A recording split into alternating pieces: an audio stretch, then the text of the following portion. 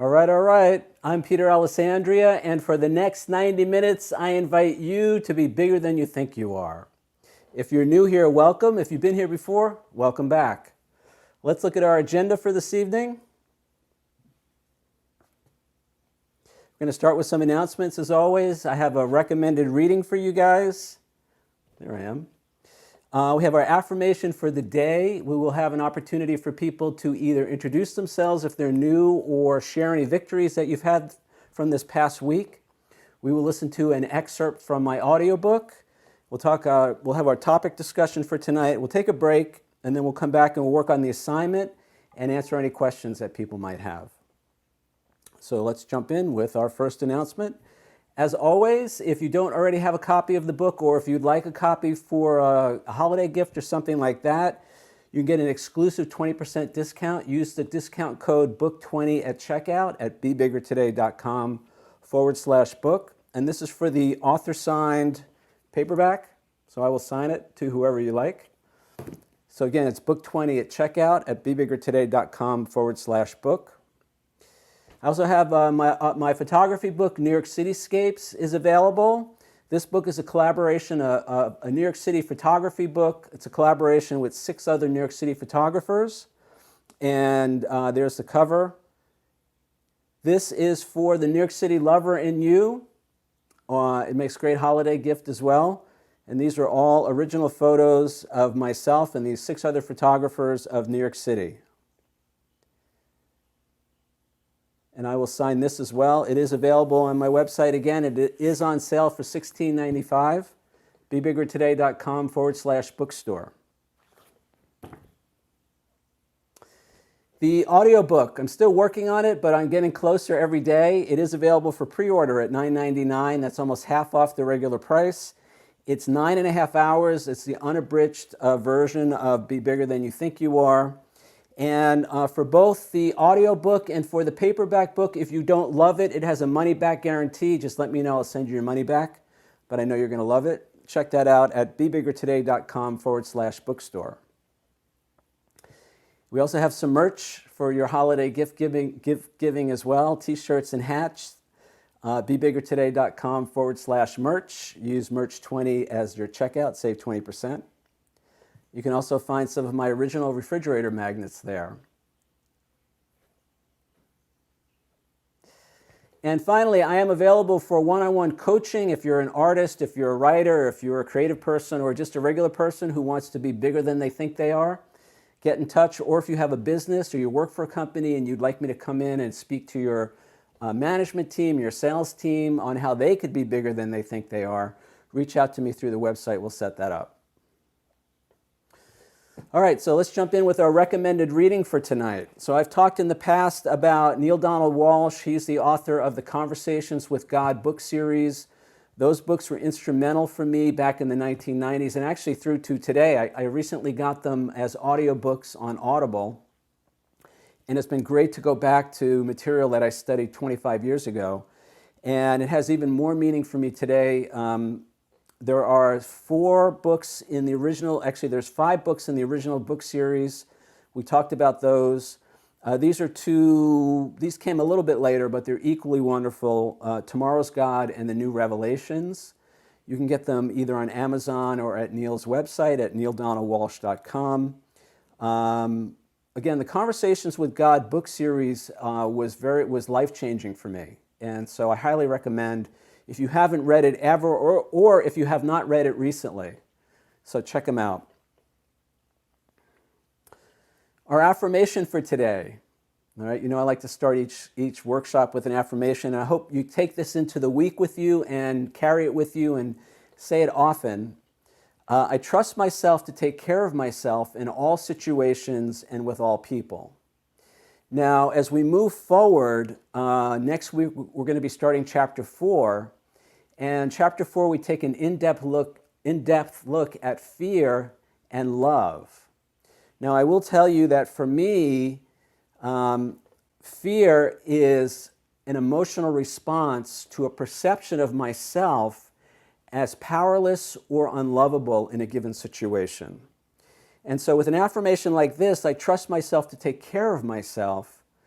that begins for me to undo the sense of powerlessness that I can have that gives rise to fear when I'm in challenging situations with difficult people, difficult situations.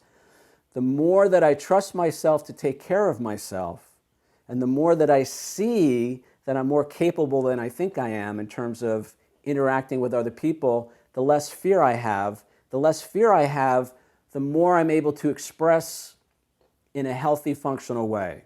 The more I'm able to put myself out there and be of service to others, to just have a more joyful life. The relationship, as we'll see next week, the relationship between fear and love is as one goes up, the other goes down. So the more fear I have, the less love I can express. And the other way around, the more love I have, the less fear I experience. All right? So I trust myself to take care of myself in all situations and with all people. That's a statement of power. And we're going to talk tonight about how we give our power away. And one of the ways I give my power away is by seeing myself as not being able to take care of myself.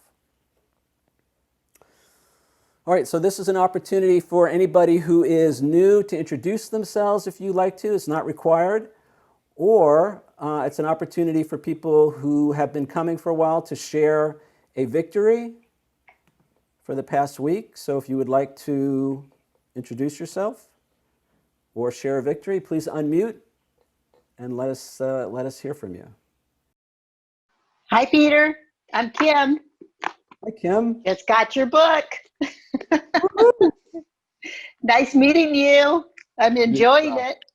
Great. Thank you for being here. Sure. Somebody told me you might be joining tonight, so I'm glad you're able to make it. Good to be here. Thank you. Great. Thank you. Who else? Anybody else want to say hi or share a victory? Hi, Peter, I'm here. Hi, Barb.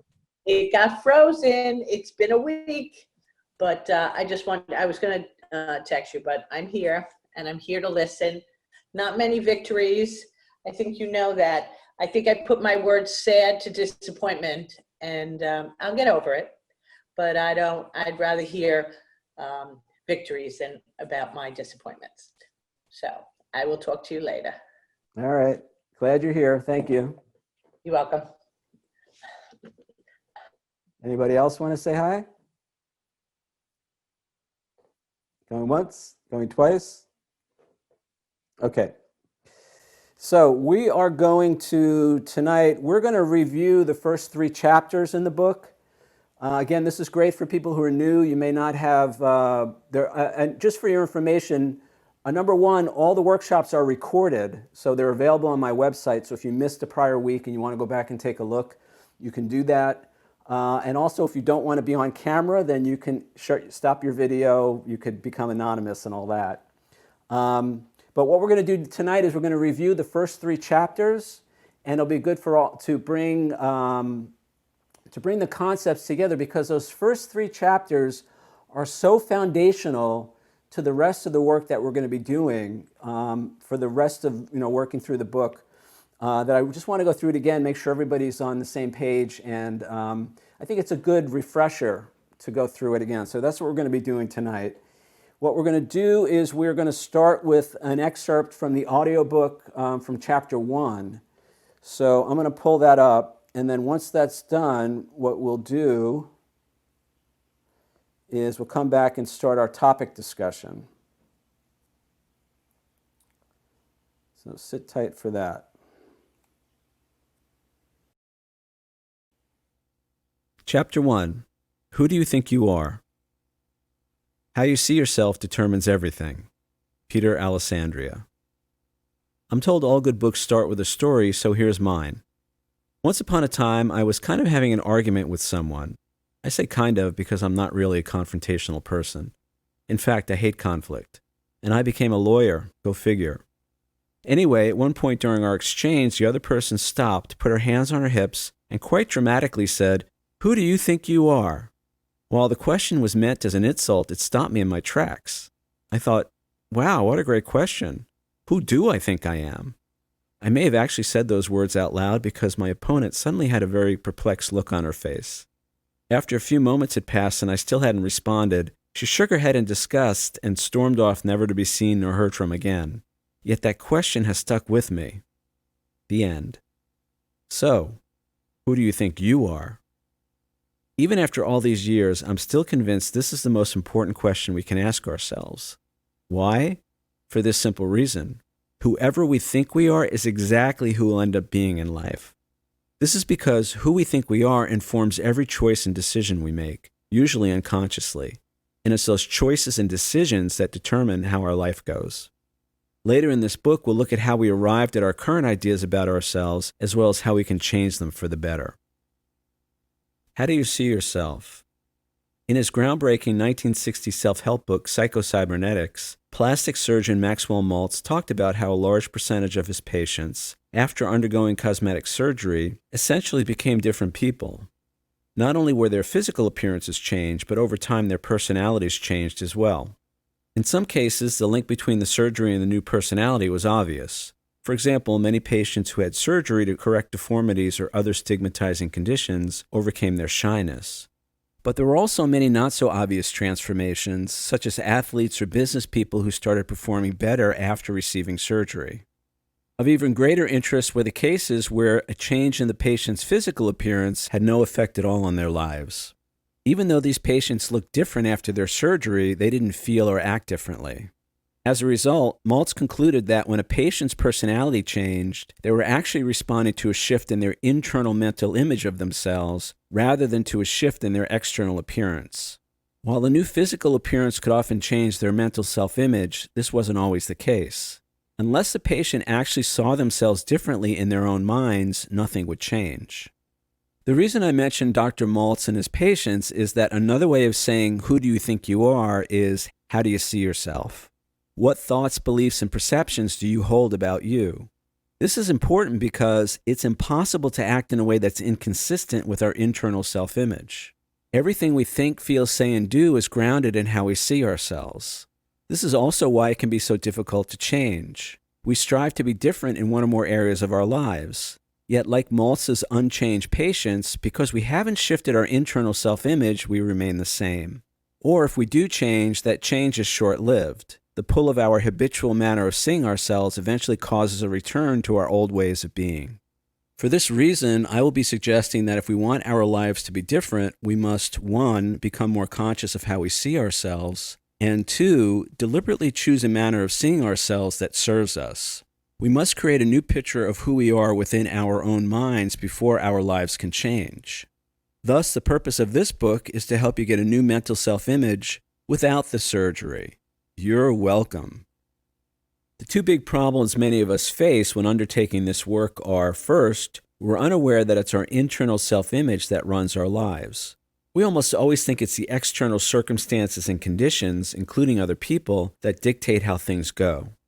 Second, we're usually completely unconscious of how we see ourselves. The who we think we are that runs our lives is often buried deep within our subconscious minds. In terms of the first problem, understanding and more importantly accepting that our mental self-image is responsible for everything we experience in life, I'm going to slowly build a case for that. It turns out many of us have great resistance to the idea that we're the cause of our own misery. Moreover, the idea that who we think we are determines everything can at times be highly counterintuitive. With regard to the second problem, becoming more aware of our subconscious thoughts and beliefs about ourselves, we can jump in with the following example. Suppose you're confronted with what many people would consider a challenging situation, the unexpected loss of a job. To begin to understand how you see yourself in that situation, notice how you're characterizing the event. Do you label it as a disaster, awful, scary, and so on? Or do you use more positive terms such as, I'm free, or now I can do what I really want with my life? The way you describe the event, either to yourself or others, is the first major clue as to how you see yourself in that situation. The next clue, which is closely related to the first, can be found in the internal thoughts and feelings you experience. Negative thoughts and feelings probably mean that you see yourself in a not-so-positive way. Thoughts like, I'm screwed, there will never be another job like my last one, or I'm too old to compete in today's market, all reflect a who you think you are that isn't very confident or secure. On the other hand, if you're thinking and or feeling positively about no longer having the job, you probably see yourself as someone who can take care of themselves in that situation. You must have some measure of confidence that you're up to the challenge. Optimism and positive feelings are always a reflection of a positive self-image. Thus, the way we describe a situation and or how we think or feel about that event internally gives us clues as to who we think we are. Now, the reason it's so important to identify how we see ourselves is, as we said earlier, it's impossible to act in a way that's inconsistent with our primary thoughts and beliefs about ourselves. Our self-image in any situation will determine how we handle it. In the lost job example, if who we think we are in relation to that situation is negative, then we may find it more difficult to find a new job than someone with a more positive outlook and self-image. But there's another reason why it's so important to identify how we see ourselves. It's often much easier to change who we think we are than it is to change the situation itself.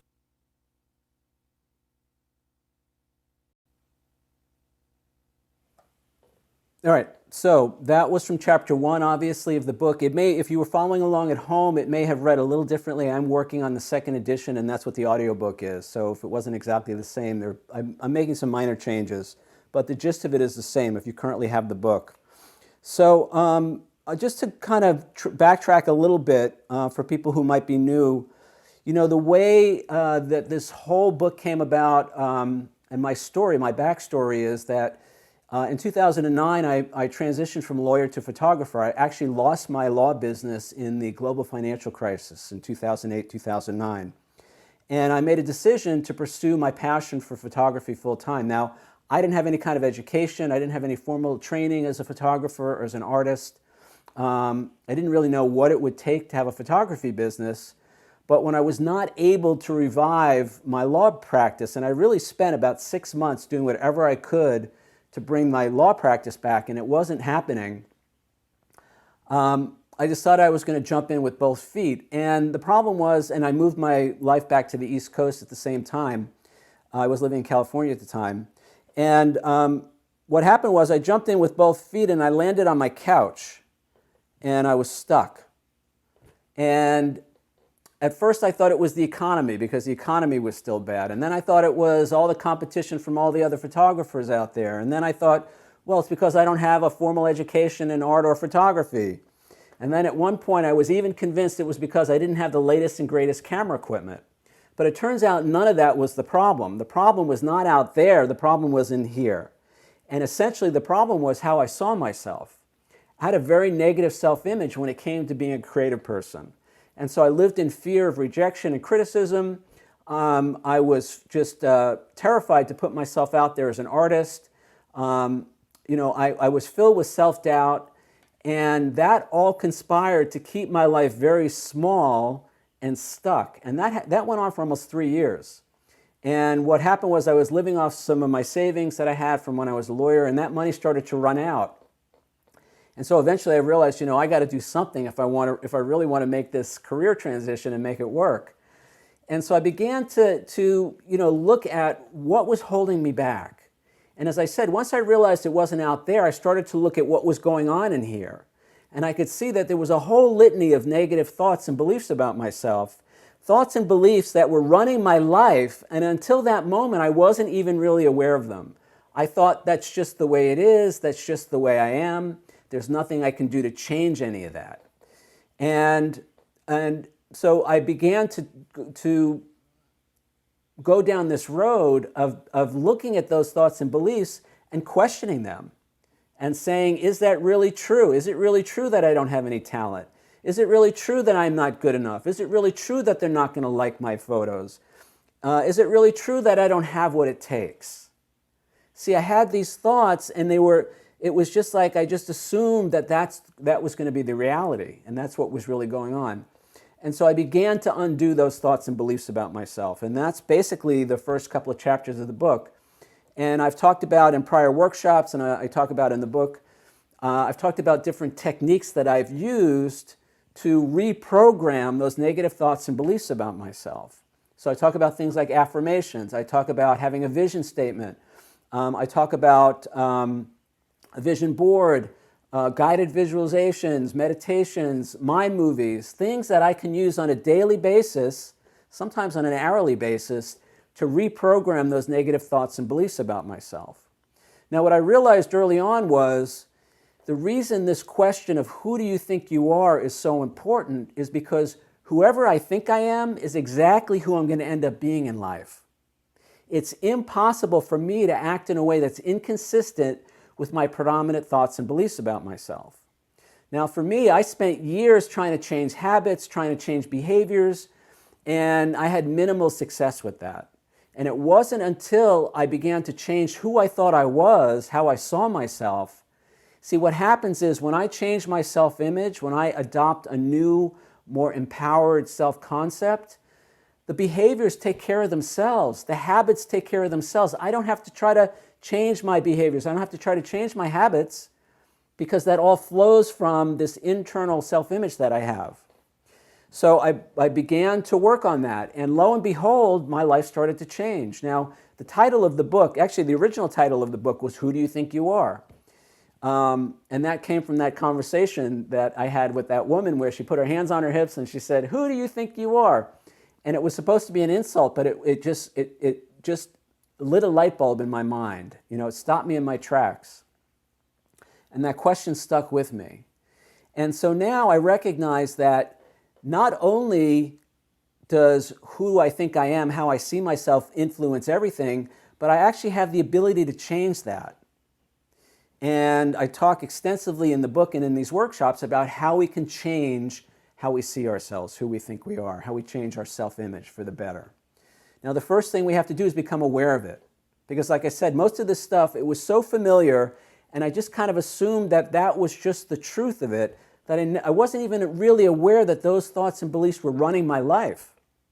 So the first key is to become aware on a minute-by-minute basis, if you can, what thoughts am I thinking right now? What am I saying to myself? How am I treating myself? Because the other thing for me was a recognition that I was very hard on myself. I had a lot of self-loathing. I was very critical. I was very judgmental. And it's hard to put yourself out there in the world if you're criticizing yourself. You know, it was a self-hatred that was really holding me back in many ways. So number one, become aware, become conscious of the thoughts that are running our lives. And then number two, for me at least, it was moving from being my own worst enemy to my own best friend. Just being nicer to myself, being more forgiving, more compassionate, more understanding. Now, as you heard in the audiobook tonight, the situation is never the problem. The problem is always and only how I see myself in that situation. Because when I change how I see myself, the situations change. You know, my experience changes. So an example that I use in the book that I talk about is for a long time I was terrified of any kind of public speaking. It was a fate worse than death to be in front of an audience speaking. And, you know, I would just start sweating and shaking and just having a miserable reaction at the thought of it. It was even before I got on stage. So for most of my career, especially as a lawyer, I thought that's just the way I am. That's just the way it is. And I was convinced that it was the situation that was causing me to feel the way I was feeling. Because the proof was, when I wasn't on stage in front of an audience, I was relatively calm. But the moment I got in front of other people and started to speak, I would have this reaction, this emotional reaction, fear, trepidation. You know, my mind would freeze up. I wouldn't be able to complete a sentence. So I was convinced that it was a situation that was causing me to feel the way that I was feeling. Now, as we know, as we get to in chapter 2, and I'll talk about this tonight in a minute, nothing makes us feel anything. Everything that I'm experiencing, my thoughts, all my feelings, all my words, and all my actions and reactions are a product of an internal process in my mind. And it's not, nothing makes me feel anything. Nothing makes me do anything. So the reactions that I was having were based on my own concept of myself, how I saw myself. And what I realized was that when I got in front of an audience, the thoughts that were running through my head were, you're going to screw this up. they're not going to like they're not going to like you. You don't know what you're doing. You don't have anything valuable to say. Who do you think you are? You know, all these negative thoughts were running through my mind, and that's what was causing the fear. It wasn't what the other people in the audience were doing or not doing. See, most of my life I thought I was afraid of their judgment and criticism of me, but it turns out that the only person whose judgment and criticism of me affects me is my own. And so the nicer that I am to myself, the more kind, compassionate, understanding, the more empowering, the more positive, the more affirming I am, the fear goes way down. So here I am tonight sitting in front of you guys, and I'm calm, I'm relaxed, I'm actually enjoying myself.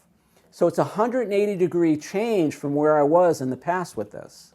And it came through the recognition that the situation wasn't the problem.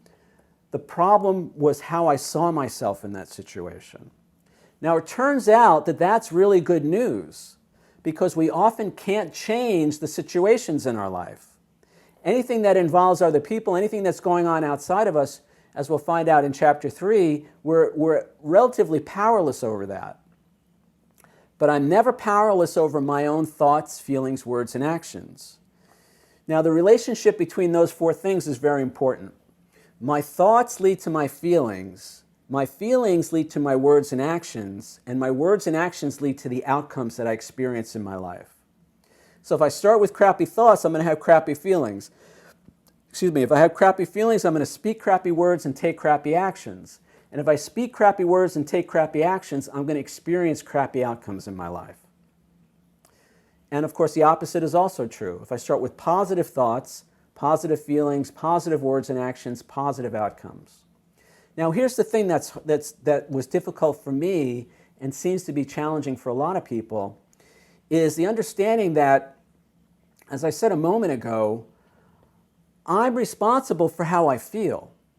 I'm responsible for what I think. I'm responsible for what I feel. I'm responsible for what I say and do. Now, responsibility is kind of a dirty word for some people. And I know for me, especially having been a lawyer for so long, I equated responsibility with liability. I equated responsibility with guilt or with blame.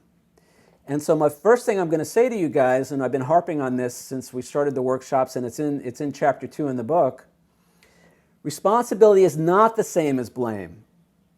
Responsibility is something entirely different. So what that means is that if I'm not doing something right, or if I make a mistake, or if I do something that's harmful to myself or another person, when I take responsibility for that, it's not proof that I'm a bad person. It's not more evidence of my guilt or my unworthiness. It's something different. So disconnecting the blame from the responsibility opens up all kinds of possibilities. Because as we find out in chapter 3, there's a very important relationship between responsibility and power. All right, I don't want to get too far ahead. We're going to get there in a minute. All right, so the situation is never the problem. The problem is always how we see ourselves in that situation, and we always have the ability to change how we see ourselves. Now, this is where we get to, well, you can't teach an old dog new tricks, or that's just the way I am, or I'll never change. The second you hear that coming out of your mouth or that thought going through your mind, you got to stop it, because it's not the truth. Now, we may not have a lot of experience in changing how we see ourselves. We may not have a lot of practice in terms of coming up with an empowering self-image. We may not have a history of transforming who we think we are to meet the challenges that we face in life, but that doesn't mean we can't do it. All right? So taking responsibility is the first step, to say, okay, I'm feeling anxious right now. Peter keeps saying it's not the situation, it's how I see myself, and how can I change how I see myself in the situation so I'm not so afraid? Or how can I change how I see myself in the situation so I can stand up for myself? Or without lashing out? Because the way I stood up for myself in some situations was, instead of having a healthy boundary with another person, the way I tried to take care of myself was to lash out in anger, or to be judgmental or critical of them. Those were my dysfunctional ways of trying to take care of myself in certain relationships and with certain people. So when I begin to recognize, okay, the problem is not what they're doing right now, the problem is how I'm seeing myself in relation to that, and I can change how I see myself, that opens up all kinds of possibilities. Now, very important, I keep saying this over and over again. If you're new, this is good, maybe the first time you hear me say this. We are not making excuses for somebody else's bad behavior. All right? We don't have to become a doormat for other people's inappropriate, unloving behavior. But that still doesn't change the fact that we decide who we are in that situation, and that's what determines how we respond to it. Now, I'm not a psychologist, I'm not a brain psychologist, I'm not a neurologist or anything like that, but based on 25 plus years of informally studying things like the way the brain works, as well as sitting in 12-step rooms for 25 years, sitting in workshops and seminars, and working with people one-on-one, I've come to the conclusion that, for me at least, the way it works is information from the outside world comes in through my senses, so my eyes, my ears, and it goes into the mind. And then what happens is there's this filtering process. And the filtering process, because until that filtering process happens, the outside world has no meaning. It's meaningless in a very real sense. It's just data. And then the information comes in and the mind filters it and says, all right, this is a problem, this is dangerous, or this is going to be fun, this is great. We give a meaning to that situation based on this filtering process, and at the basis of that filter is who we think we are, how we see ourselves. It's our self-image. So the data from the outside world passes through this filter that has as its basis our self-concept, how we see ourselves. And then what happens is we come to a conclusion, or we give the situation a meaning based on that filtering process. And it's to that meaning that we react. We're not actually reacting to the situation. We're not actually reacting to the other people. We're reacting to the meaning that we give them based on who we think we are in that situation. Now, it's very easy to prove that this is true. All right?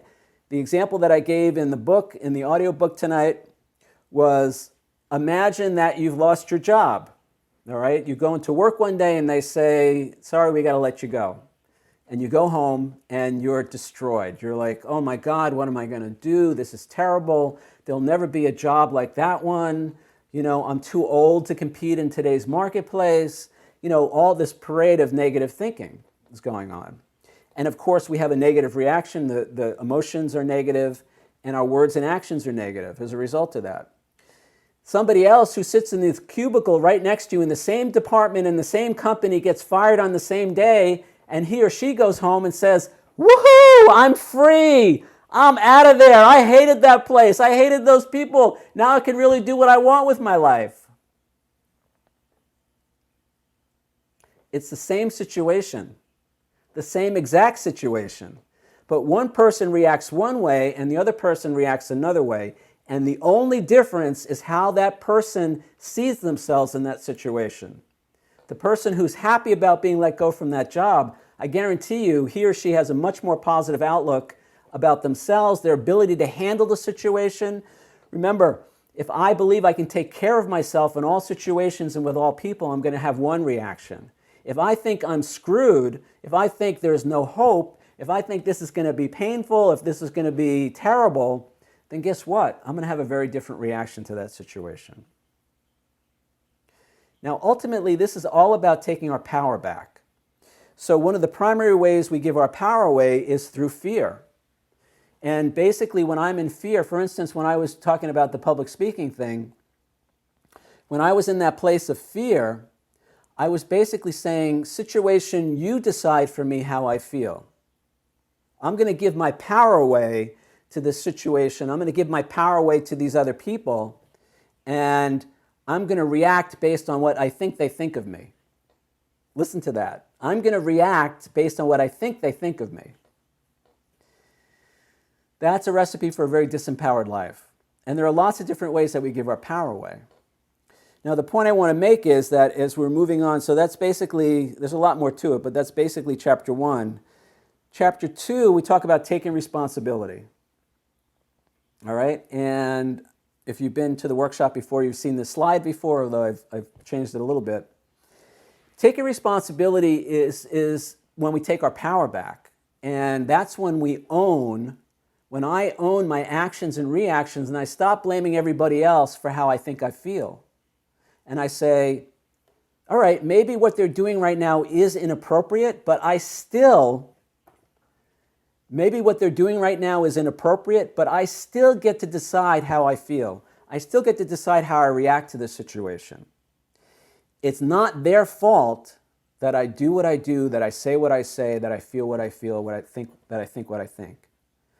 And so going back to this slide, when I take responsibility, I move from being a reactor, because that's basically what I'm doing in that situation. I'm just reacting out of habit. I'm reacting from a place of unconsciousness, basically.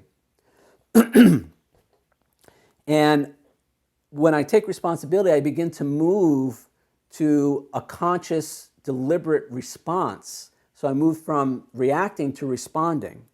That means I move from being a reactor to a creator. And again, if you look at those two words, reactor and creator, they're actually the same word.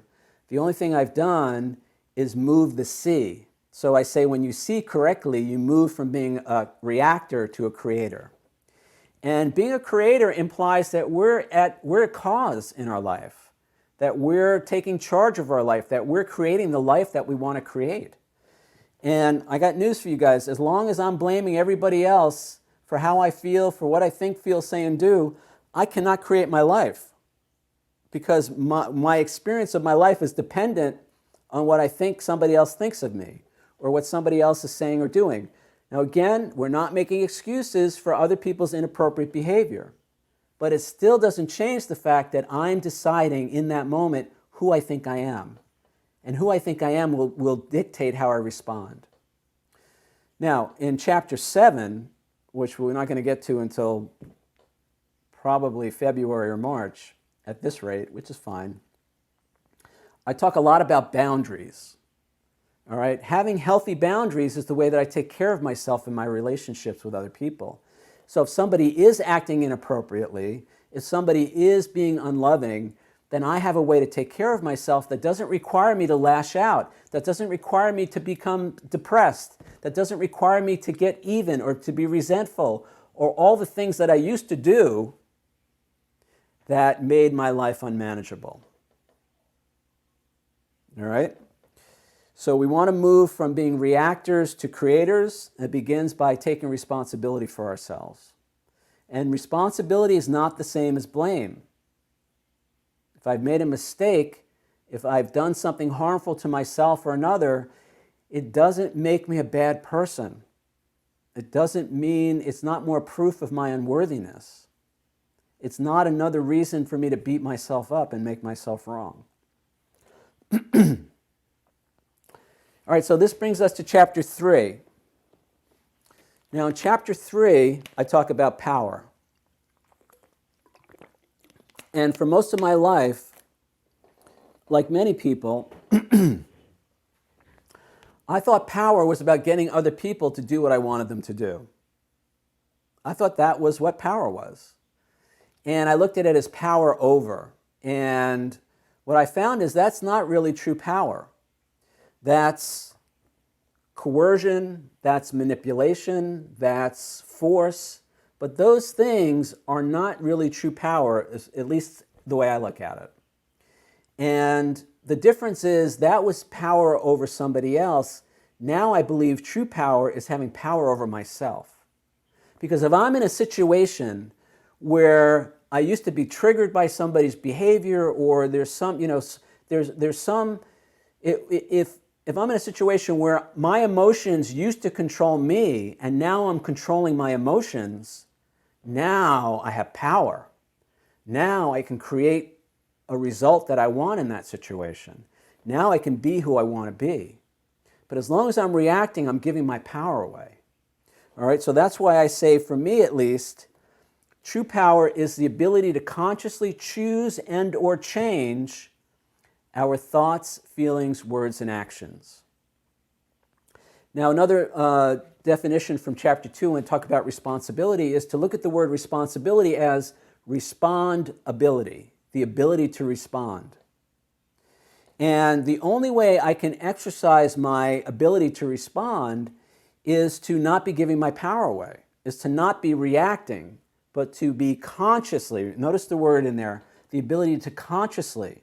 That means when I'm confronted with a difficult person in a difficult situation, I consciously stop and say, okay, who do I want to be in this moment? How do I want to respond to this person instead of just lashing out, as I said, or just reacting? I had a thought that just popped out of my head. It'll come back. So true power is the ability to consciously choose and or change our thoughts, feelings, words, and actions. And as I said earlier, that's important because our thoughts lead to our feelings lead to our words and our words and actions lead to the outcomes that we experience. So we're moving to becoming the creators of our lives. And we're moving to not making excuses anymore for why we do what we do or why we don't do something. I think it's in chapter 2, I talk about, not making excuses anymore. If I don't want to do something, then I don't do it. And if I do something, then I take full responsibility for that. Instead of saying, you made me do this, or that, I have to do this because my boss wants me to do it. It's about taking responsibility for all my choices, because until I take responsibility for all of them, I can't change any of them. See, here's the thing. If my ability to choose how I'm feeling is dependent on how I think somebody else feels about me, then guess what? I have to wait, and I have to guess if they like me or not, or if they don't like me or whatever, and I have to react to that instead of deciding for myself how I feel about myself. All right. So I want to talk about true happiness, and then we're going to take a 5-minute break, and then when we come back, we're going to open it up for discussion. I had an assignment. Hopefully you guys got the assignment. Or we can just do Q&A. So in chapter 3, I go into the relationship between true power and true happiness. And I put them together for a reason. Now, we talked about this extensively the last few weeks. So if you weren't here, you may want to go back and watch the recordings for those workshops, but the gist of it was this. As long as my happiness, so let's read the definition here. True happiness is an ongoing internal decision to feel joy no matter what. It means being happy for any reason or for no reason at all. Now, if you're like me, when I was writing this book and this definition, it just kind of came out of me. I was like, you got to be kidding me. Who lives this way? Is it possible to live this way? I got all this stuff going on in my life.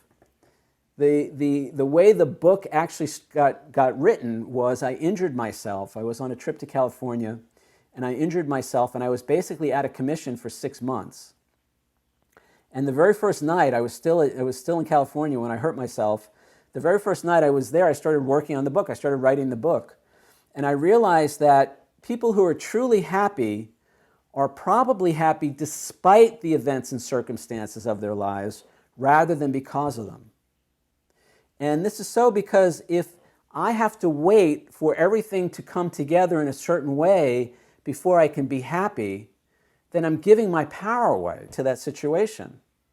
Until this person treats me this way, and until I get paid that much by that client, and until I have this experience in my romantic life, and until I have this, until all of that happens, I can't experience joy, I can't be happy, or at least truly happy.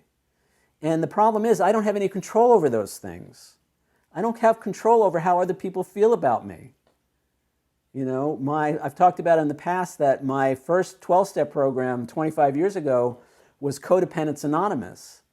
And in Codependence Anonymous, I learned that I'm powerless over other people and other people are powerless over me. And I didn't know that I thought I caused other people to feel the way they felt, and I thought other people caused me to feel the way I felt, as well as think, feel, say, and do the things I did. But guess what? If I'm dependent, if how I feel is dependent on what somebody else is doing or not doing, then I don't have any control over my own feelings. So that's why I'm defining true happiness as an ongoing internal decision to feel joy no matter what. It means being happy for no reason.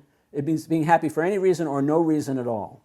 Now, the reason I put that in with the true power section is there's a direct correlation, because when I'm deciding to be happy despite the events and circumstances of my life, then I'm exercising my true power. Now, we talked last week, the last couple of weeks, we talked about the difference between, for instance, happiness and satisfaction, happiness and relief. There's nothing wrong with satisfaction. There's nothing wrong with relief. There's nothing wrong with having fun with friends and family. There's nothing wrong with having physical pleasure. But I just wanted to point out that that's not exactly the same as true happiness. Because what happens is, I talked about satisfaction. I was shared with you guys that I'm eyeing a new camera. I want to buy a new camera. And I know that when I get that camera, I'm going to feel a sense of satisfaction. And it will be a positive feeling. It will be a good feeling. But you know what? Eventually that feeling's going to fade. Right now I'm looking at two cameras that I felt the same way about. And when I got them, it was great. But now, a year later, 2 years later, I appreciate them and I enjoy what they allow me to do professionally and personally and all that. But that feeling of satisfaction is faded. True happiness never fades. Or it's there for us to choose or lose. Relief. Okay, let's say we got financial problems and all of a sudden we get a windfall and all this money comes in and we have this sense of relief. It's great. Relief is great, but it's not true happiness because eventually the relief fades. True happiness is there even when the problems are there. True happiness is there even when the stuff is hitting the fan. Now just think about what that means, to live in that way. That's an empowered life. To choose that I'm going to decide how I feel regardless of what's going on around me. That's power. Most of my life, again, I thought power was getting other people to do what I wanted them to do, and I spent a lot of time trying to control other people, manipulate other people, seduce other people, cajole them, whatever I could to get them to do my will, not recognizing that none of that was true power. And none of that brought true happiness, because eventually they catch on and then they became resentful or defiant or contradictory or whatever, all right? So I think we're going to stop there for now. Let's just take a quick look at the assignment for tonight. These are the exercises for tonight. This is, again, just a recap for the first 3 chapters. Chapter 1, what does it look like to be your own best friend? I'm telling you guys, I would not, so if you don't know me, if you don't know my story, in the last 5 or 6 years, I've won over 70 awards for my photography. I've traveled the world as an official photographer for Fireworks by Grucci, which is one of the largest fireworks companies in the world. I've had photos published in newspapers and magazines, around the world. And none of that stuff would have been possible if I was still into criticizing myself, judging myself, making myself wrong for my shortcomings and my mistakes. All right? So I talk about how a big part of what I've experienced has been moving from being my own worst enemy to my own best friend. So what does it look like for you to be your own best friend? Chapter 2, responsibility. Instead of blame, guilt, liability, I say responsibility are the 3 A's: awareness, accountability, and action. So if you weren't here, we'll talk about that when we come back. If you were here, let's just talk about what does it mean to be aware, what does it mean to be accountable, and what does it mean to take action in the face of our mistakes and shortcomings. And then chapter 3, identify the 4 things you have power over in life. If you've been listening to me for the last 40 minutes, I've said it about a dozen times, but I want to hear it from you guys. And so we're going to take a 5-minute break. I'm going to play a song. Now, if you're new here, this song is called Love My Life. It's by Robbie Williams. If you're watching this at home after the fact, if you're watching it on my website or YouTube, I can't actually play the song because it's copyrighted. So you'll have to come to the live workshop if you want to hear it, or just download the song yourself. You can get it on iTunes or Amazon Music. But the reason I'm telling you this is I put the lyrics on screen, and every lyric in that song is an affirmation. It's a positive affirmation. And I sing that song out loud. My neighbors must think I'm crazy. I sing that song out loud twice a day, and so I want to share it with you guys. So I'm going to play that now. We're going to take a 5-minute break, and then when we come back, we'll look at the assignment and everything else for tonight.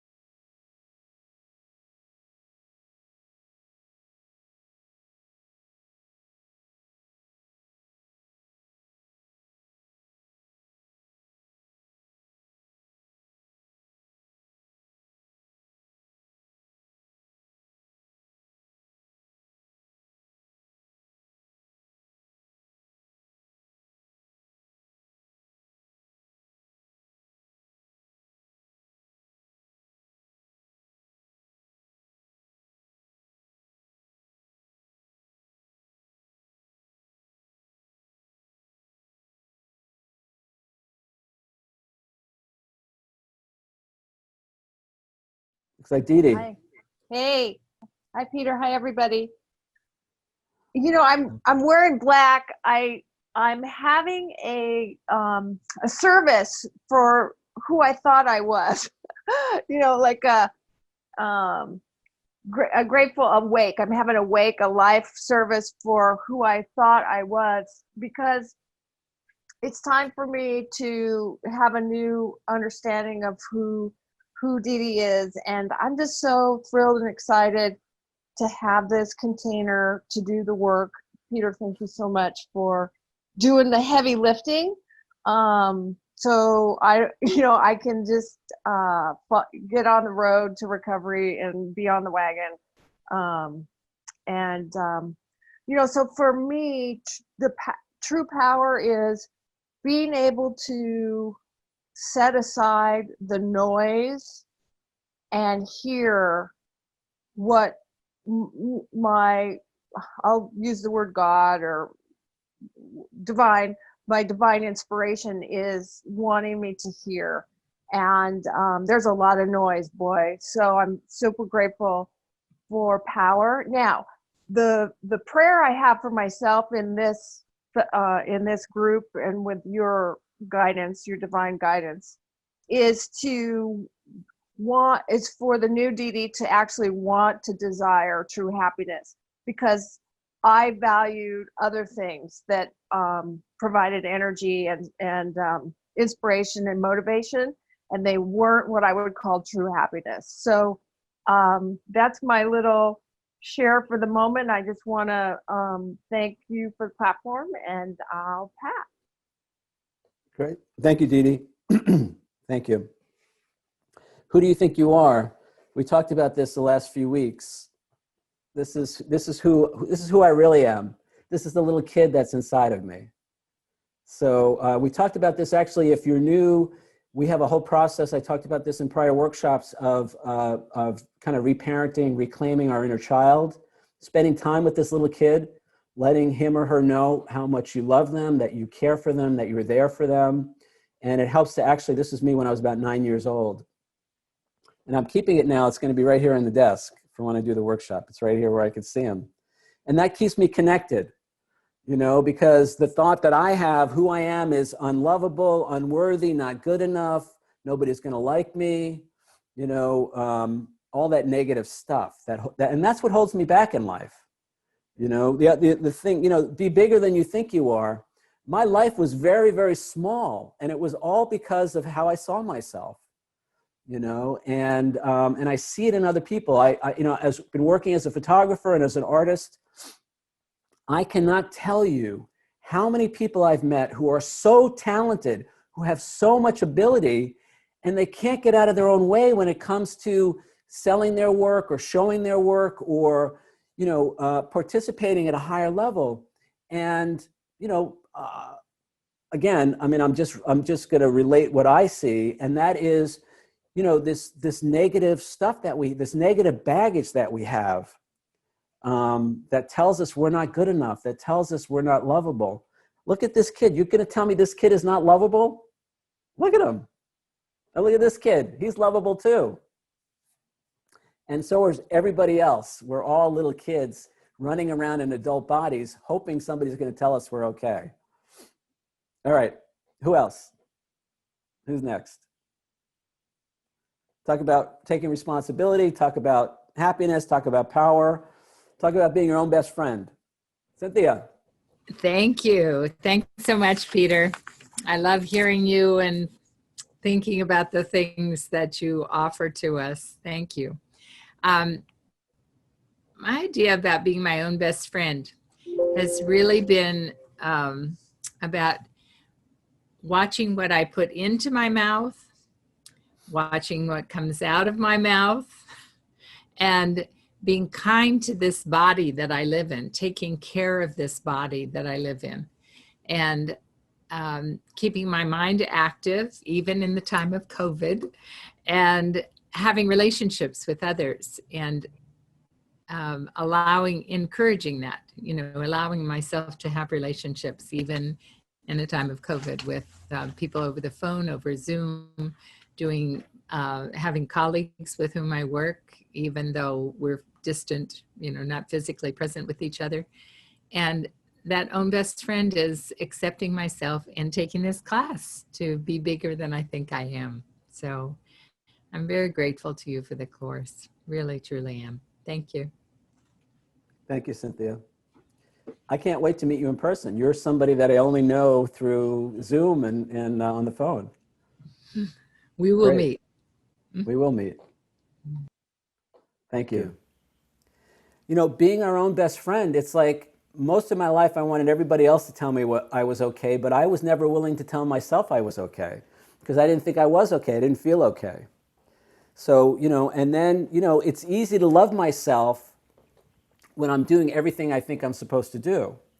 I talk about in the book how, I had this whole thing in my head where, I have to make marketing calls for my photography business and I have to work on this book and I got all these things I have to do. And then if I do all those things, then I can like myself.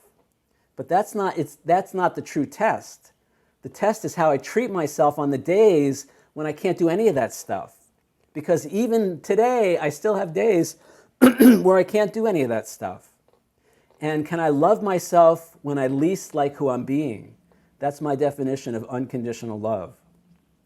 Loving myself when I least like who I'm being. And it's hard. It's not hard. It's unfamiliar. Because I'm so used to beating myself up, thinking that if I beat myself up, then I'll be a better person. And again, I say it in the book probably a dozen times. Beating myself up never makes me a better person, ever. I want to learn from my mistakes, not crucify myself for them. Because when I crucify myself for them, I'm stuck. It's self-hatred. Doesn't help. And, I taught the last chapter in the book, if you have it, chapter 7, it's the longest chapter in the book. It's on forgiveness. And no forgiveness is more important than self-forgiveness. If I haven't forgiven myself, I can't forgive anybody else. But forgiveness is not what most people think it is. That's why it took me 70 pages or 60 pages to explain it. All right, who else? It's me. It's Barbara. Hi. Hi. Everything you're saying, we've got to do on a daily basis. And it's just, I know you're talking about it. And it's not that it's difficult. Who would have known? Who would have known? And, it maybe someday it'll come easy. Someday it'll just come naturally. But right now it's not, especially if you're going through, I guess you'd call it a process of trying to change, of trying to be bigger than we are. And obviously that's what I'm trying to do. You have been doing it for a long time. And, you know, I feel it every day. I feel that it's a good thing. And my days are much better than they used to be. So, you know, and there'll be, like you said, there'll be days when you're disappointed and days when, but it is different. It's definitely different when you're working on trying to be bigger than you are. It's definitely a plus, a positive. So that's what I'm working on today. And yeah, you know, as I was trying to get onto you, my computer froze. You know, that's my thing in life. I wanted to, and I want to run away from it. I understand. Do you? I really Well, do. I think it was 3 or 4 weeks ago, right before this meeting, this workshop, my whole thing froze up. And I was like, holy crap, what happened? It was like, you know, I got to start. And so it was all, and then I said, you know what? I get to decide. I get to choose. You know, the worst thing about writing a book like this is that I got to live up to this. I got to like apply this stuff in my life every day. Now, I'm kind of tongue in cheek, but you know, it's like every moment I get to choose. And I didn't know that. And I think most people don't know that. And then when stuff doesn't work out, we want to blame everybody else. But it's not blaming them. It's not blaming ourselves instead of blaming them. Remember, responsibility is not the same as blame. If I'm going to blame myself, if I stop blaming them, but I start blaming myself, it's just as bad. Blame is blame. I'm not going to want to do anything because of the ramifications of that. So yeah, Barb, so that's what I'm talking about. So yeah, so you know, you have your day where things happen and we're changing. So it's, yeah, the outcome will be different, and that's a good thing. well, and remember too, what we talked about this the other day on the phone, you know, when I change in here, that changes out there. I don't Yes. have a lot of the same people that I used to have in my life that were pushing my buttons. I still have my Right. challenges and all of that. But when I started to own my buttons, instead of blaming other people for pushing those buttons, then I took my power back. And those people stopped coming around. You know, I mean, my life is you know, relatively, compared to where it used to be, you know, is relatively calm, peaceful, and serene, you know, and I didn't have that. Now, I still get challenged, but I look at it this way now. The challenges are opportunities. You know, it's an opportunity. See, if everything was always easy, then we'd never know how powerful we really are. It's like, this is why people lift weights. You know, they have to challenge themselves. They have to stress the muscle because that builds character, builds strength. So every time, but here's the thing. If I see myself as I'm not going to be able to handle this, I'm not going to be able to take care of myself, this is going to suck, then I'm not going to look at it as an opportunity. I'm going to look at it as God's punishment. God, why are you doing this to me again? Instead of saying, whoa, this is an opportunity for me to finally move past this personality, this problem, this situation. Because I don't know about you, but the situations just kept repeating in my life over and over and over again until I said, whoa, wait a second, maybe this is the opportunity I've been waiting for to do something different. And doing something different doesn't mean forcing them to do something different. It means me taking responsibility for where I'm at in that situation. Well, yes, So, I think that's what we're saying is the focus is on ourselves so much more than it used to be. And so the outcome will definitely be different.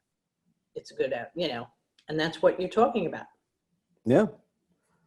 And when I'm focused on somebody else, I'm not focused on myself. And when I'm not focused on myself, I can't create my life, period. Right.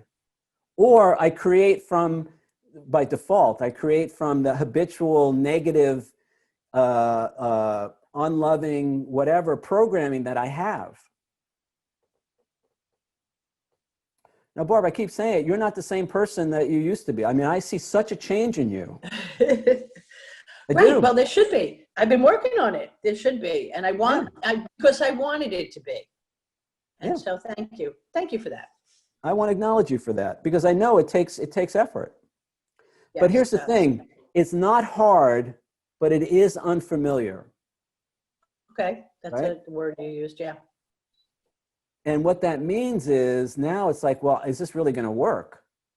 And when you spend, you know, I'm over the years old, when you spend over the years trying to manipulate other people and instead of changing myself, I have doubts. Is this really going to work? You I know, can I'm so understand that, used yeah. to. You know, my doubt would be that it's not going to go anywhere. You know, yeah, like I'm not going to see the results. It's basically the same thing you're saying, and so we can't do that either. We have to be. You said, I mean, you talked about it the other day. Joyful, happy, inwardly peaceful. Like you said, you have a peaceful life. My life is a lot more peaceful than it used to be. Inwardly.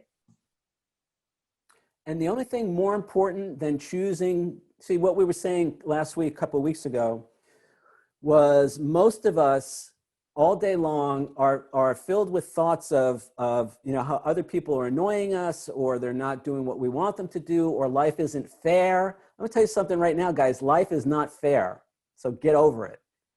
At least the way the ego sees it. We're gonna talk about the ego starting in the next chapter. In a divine sense, I do believe life is entirely fair, but you know, in terms of our ego, our humanity, life is definitely not fair. But as long as I'm filled with thoughts like that, and I see myself as a victim, I talk a lot about A Course in Miracles, and one of my favorite workbook lessons in the course, lesson number 31, is I am not a victim of the world I see. Most days, I think I'm a victim of the world I see. So if I'm filled with thoughts that I'm a victim, and here's the thing, for me to be a victim, that means other people must be victimizers.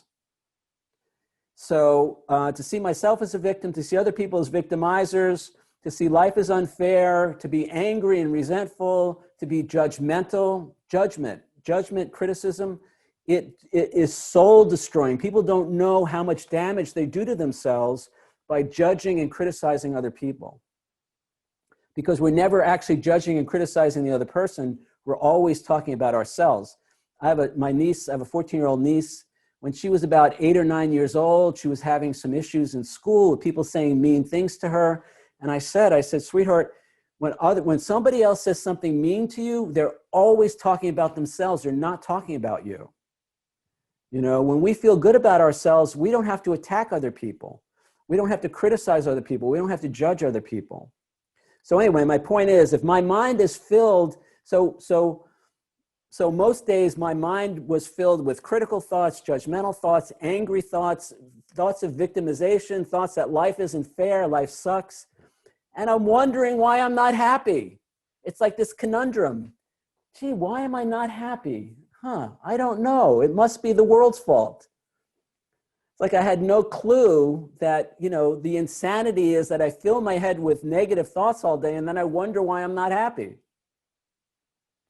Happiness, I didn't say this tonight, I said it last week. Happiness is not a feeling. Joy is a feeling. Exuberance, excitement, affection, those are feelings. Happiness is a decision. It's a choice. And when we exercise that choice, we're exercising our true power. Because when I can be happy despite the events and circumstances of my life, I'm in my power. That's true power, baby. Okay, well, that's what I will take with me right now, that if I could be happy no matter what the circumstances are going around me tomorrow and the next day and the next day, then, right, there's my success. Now, there's only one thing more important, as I started to say a minute ago. Thank you for reminding me, Barb. There's only one thing more important than choosing to be happy. Anybody want to guess what that is? It's the F word. I finally remember the F word, forgiveness. So it's to forgive myself when I'm not choosing to be happy.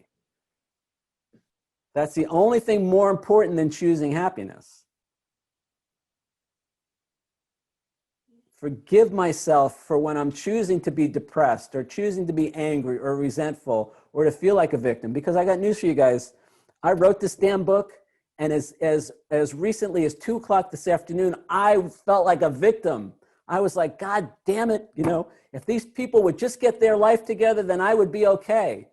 And then a little bell goes off in my head and it's like, oh crap, shit. It's not about them, it's about me.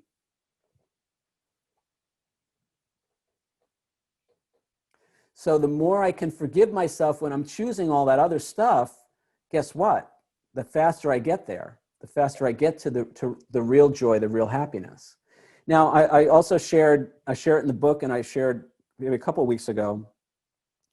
I used unhappiness to get back at other people. You know, there were certain people that I couldn't be happy around because I wanted them to know how much they hurt me.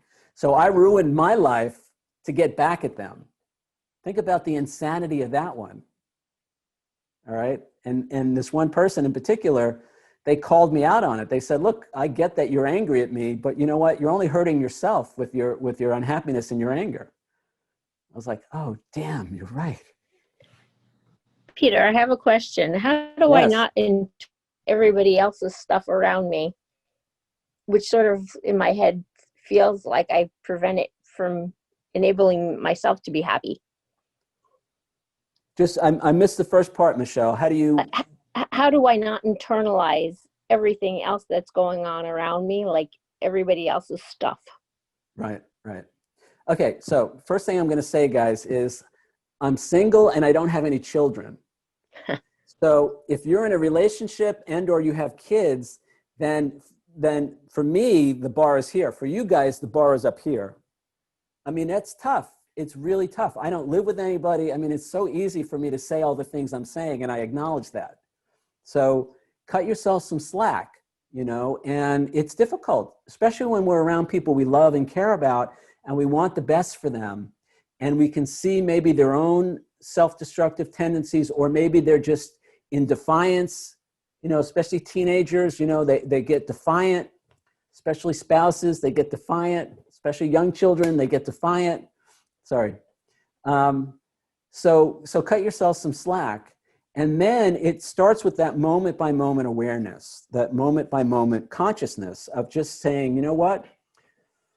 All right, this is tough and I care about this person, but you know, I recognize that I need to have some healthy boundaries around their behavior or around their emotions.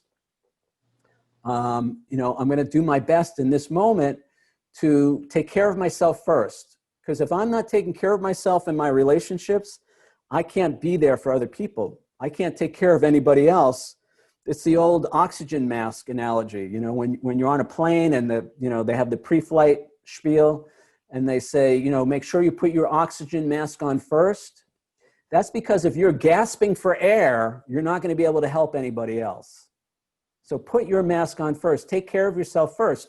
And Michelle, whatever that means for you, I know you have kids, you know, whatever it means for you to take care of yourself first. So you're in good condition when you go into the battlefield, you know, when you go into the stuff. And then it's a moment by moment awareness of, okay, you know, I get to choose, I get to have healthy boundaries. I don't have to take on their stuff. I'm not responsible for how they feel.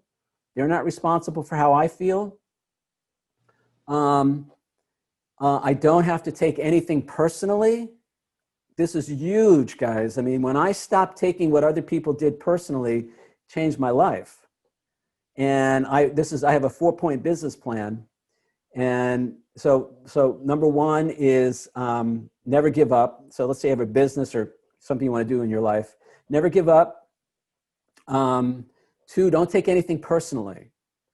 Because when I talk about, I'm going to get to your question, Michelle, but when I talk about, for instance, you know, I've won 70 awards for my photography and all that. When I'm speaking to a group, a minute later I say, and for every one of those awards, there have been at least 5 failures, rejections, and disappointments.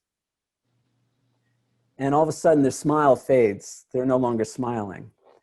Because nobody likes to hear about failures, rejections, and disappointments.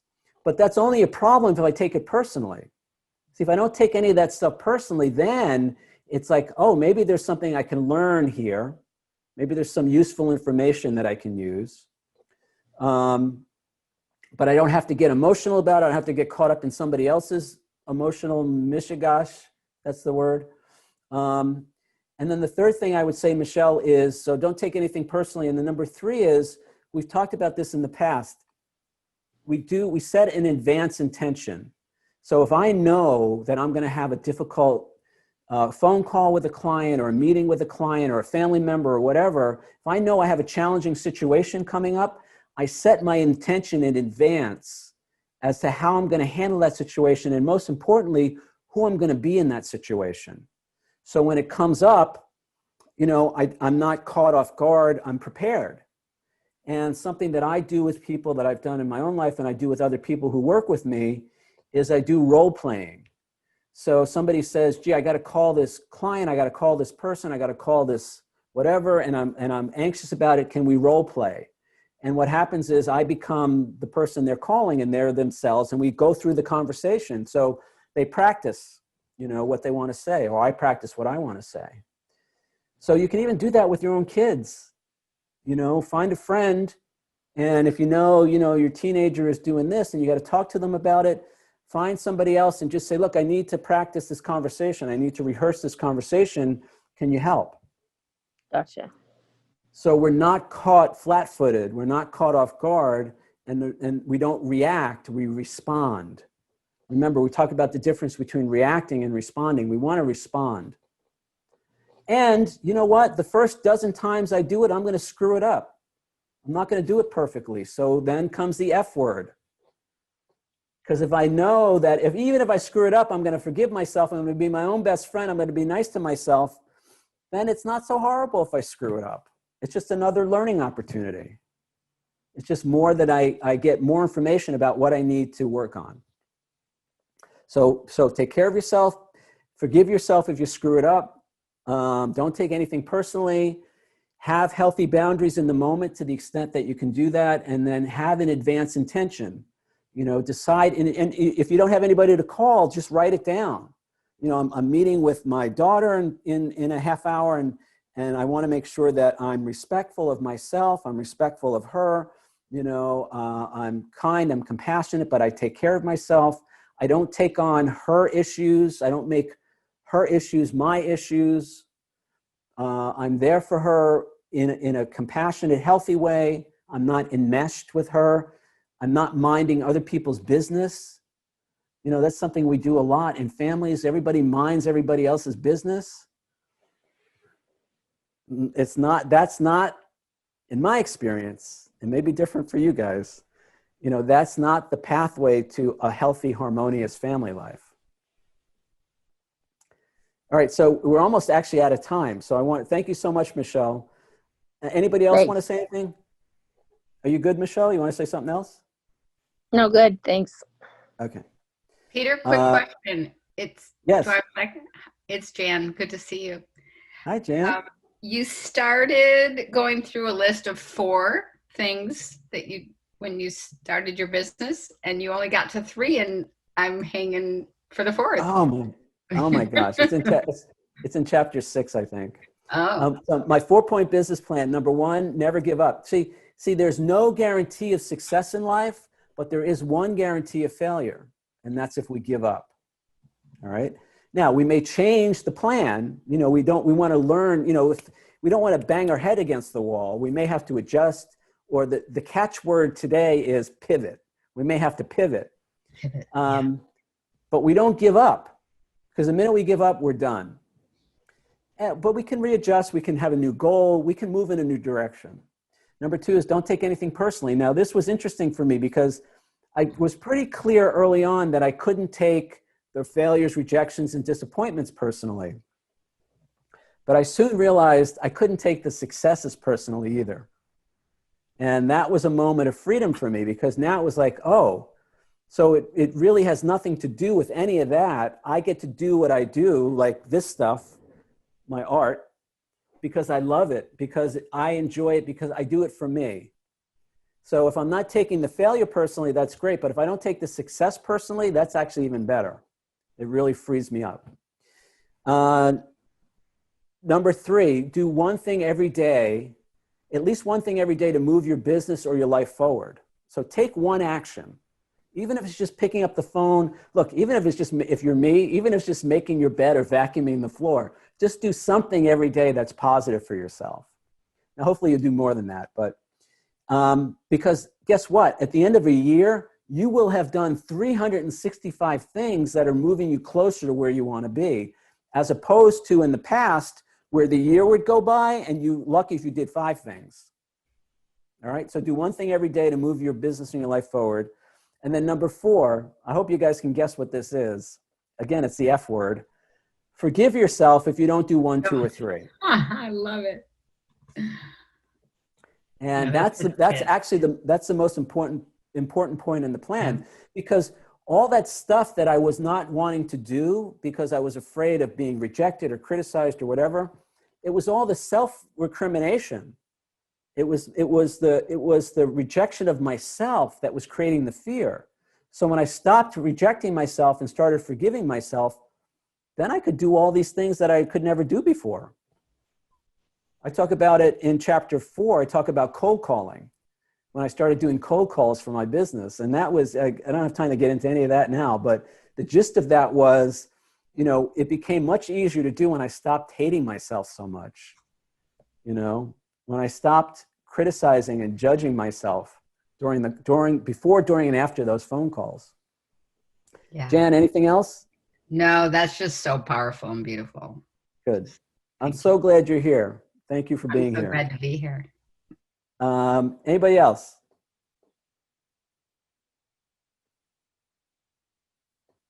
It's your last chance to say something. We're actually close to wrapping.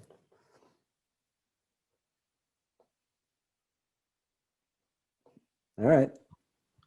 So here's what we're going to do. So I'm going to play that song one more time. It's only 3.5 minutes, so it's going to be 3.5 minutes. The lyrics are on screen, so I'm watching you guys on the Zoom. I can tell if you're singing along or not. All right, so mute your microphone, but then sing along with the song. And then at 3.5, when the song's over, we'll come back. Again, if you're at home, you're watching this on my website or YouTube, it's Love My Life by Robbie Williams. And it's just a wonderful, it's a very affirming, self-loving, self-affirming song. So I highly recommend it. So I'm going to play that now.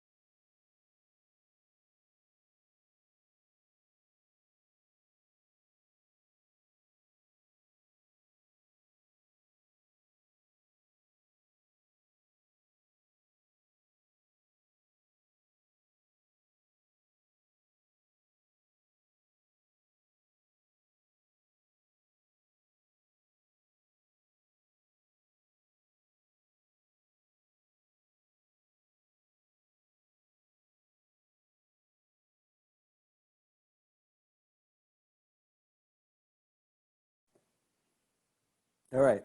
So hopefully you guys love that song as much as I do. Again, it's Love My Life by Robbie Williams. Get it on iTunes, Amazon Music, and all that. There's a couple of YouTube videos too with it. So next week, we're going to start chapter 4.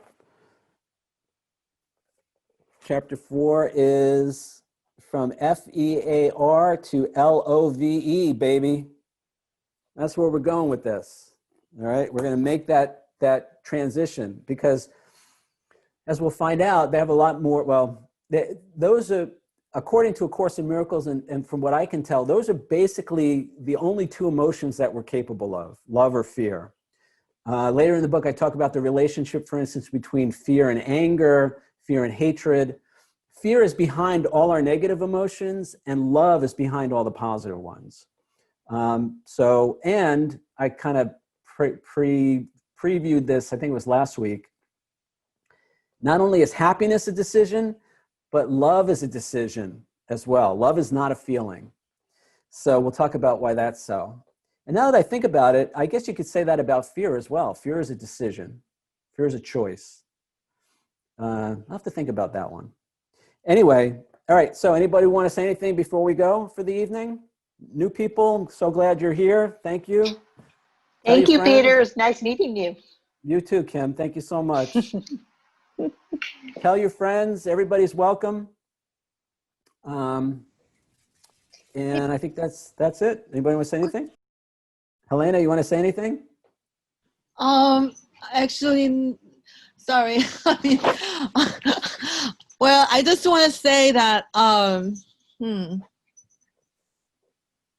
you know, I guess, you know, like this kind of work takes a really long time, right? It doesn't happen overnight. So, you know, I guess my thing is right now I tried to see my artistic career in the past with all the stuff that happened in life, like death and, you know, like loss and all that stuff. I'm trying to integrate them together. And I guess, yeah, we just have to take that one day at a time, you know, because I mean, like, career is very important. And I also had a good career. It was a successful career, but then life happens. And I didn't know how to connect them together. But now I'm trying to kind of connect those two things together, you know, like, you know, I have to look at life too, you know, it's like life and, you know, career together as a whole. And then we move forward, you know, as who we are, you know. So I mean, just one day at a time, I guess. Well, yeah. I mean, you know, I'm a big believer in that. And, you know, things take as long as they take. The only thing I would say is, you know, let's, you know, just you don't know how long it's going to take. You don't know how, you know, it's, again, I like this idea that it's unfamiliar. It may be kind of uncharted territory, but we don't know. You don't know how it's going to go. You don't know how long it's going to take. I would just, you know, maybe just kind of just okay, it's going to take as long as it's going to take. I'm going to do my best to move forward every day. I'm going to enjoy myself. You know, I'm beginning to think about my next book, and there's a lot in there about God and higher power, and you know, that's got its own time frame. You know, we're you know, that's where stuff takes as long as it takes. But it could, you know, people have instantaneous experiences. Things change like that. You know, once we get to that place where we're open to it. Course in Miracles says we don't have to be taught the meaning of love. We just have to be taught how to remove the blocks to our awareness of love's presence in our life. Yeah. It's like it's all right there, but we just get in our own way. So the only thing I really have to do is begin to remove those blocks, you know, get out of my own way and let stuff come to me. Even with career, you know, I mean, I talked about, in prior workshops at least, I talked about how forcing, you know, striving and forcing and you know, I made things happen, but it was exhausting, you know, and it wasn't, I didn't always feel like I was in the flow. It didn't necessarily feel easy. And then the other thing is when you're striving for something and you get it, you know, the feeling is pretty fleeting, because then it's like, oh, now what? You know, I got that thing. Now what am I going to do? So, you know, there is something to be said for being in acceptance, you know, letting things unfold the way they're going to, you know, one day at a time, taking things as they come. I think the biggest thing, you know, is just believing in myself, believing that I'm a good person, believing that good things will come my way, believing that I have something valuable to offer the world. You know, when you talk about a career, you know, the way most of us get money for our services or our products is, you know, we provide value to other people. We provide a service, we provide a product that's of value to them. That's what money is, in exchange of value. So, See, like, you know, I mean, see, for me, like, I feel like I already had my career success, but then, like, I had this injury that I didn't expect to happen, right? So, you know, after having that injury and health challenges, which, you know, unexpectedly happened, which took forever to recover. And then now it's like, okay, now what? What's next, right? So, I maybe need, like, for me, I needed more time to, like, I need more time for this transformation process, because I don't know what it is. I have to ask my higher power. But in terms of that codependency recovery wise, I mean, that's very successful. You know, I think, you know, I'm at a place where I think codependency was a lot of issues in many areas, you know, but I'm still having a hard time with that. Doing something on my own rather than depending on this, you know, the companies, you know,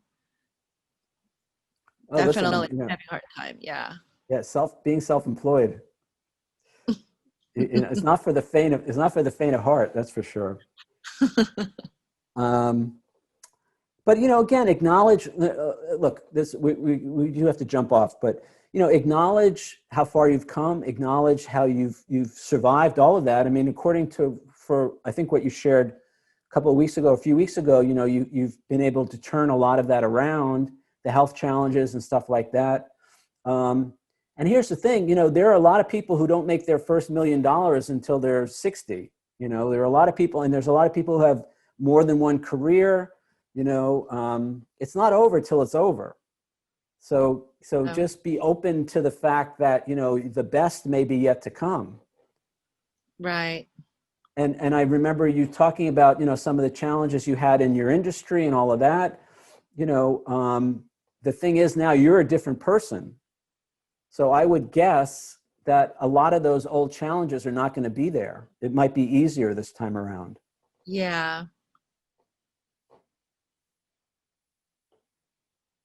And, you know, it's just being in that place of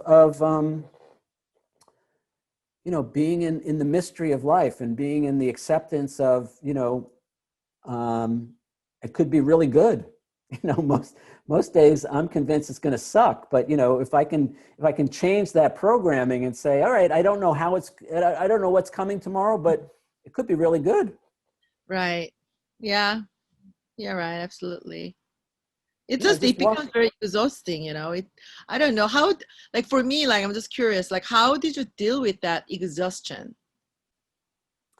Well, not always very well, you know. I mean, you know, I wore myself out, and I have health issues as a result of that.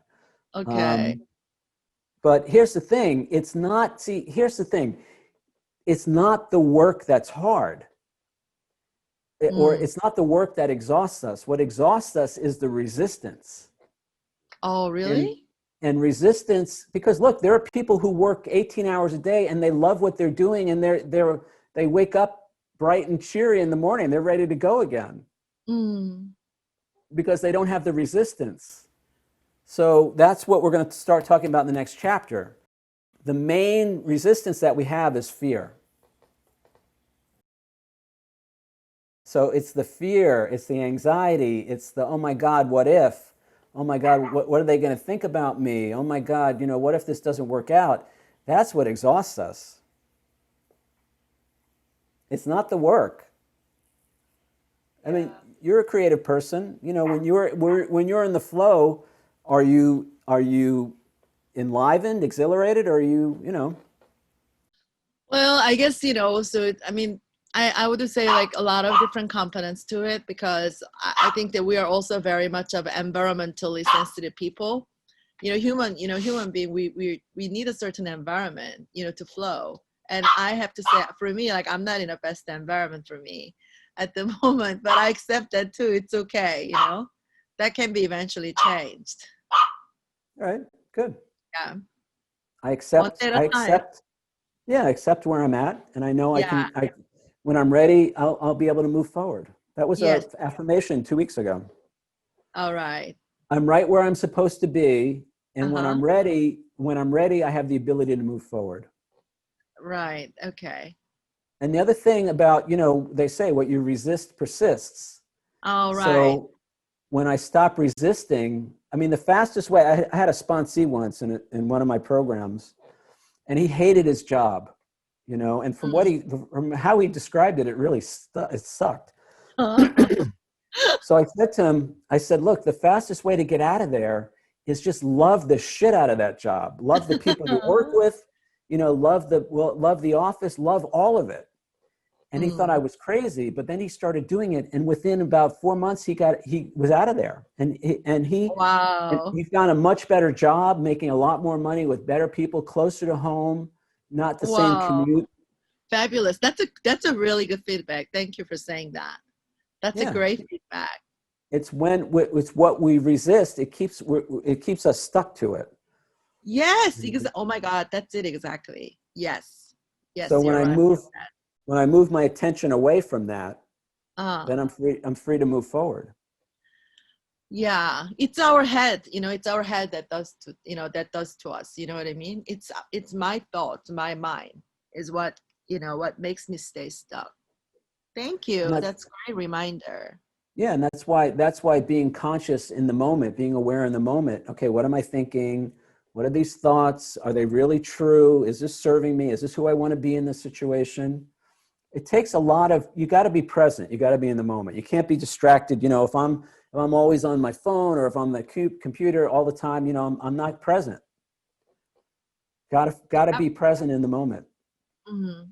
Exactly. Yeah. Yeah. A lot of meditation. Every day. Yeah. It's important. Right. I feel like meditation is the only answer these days.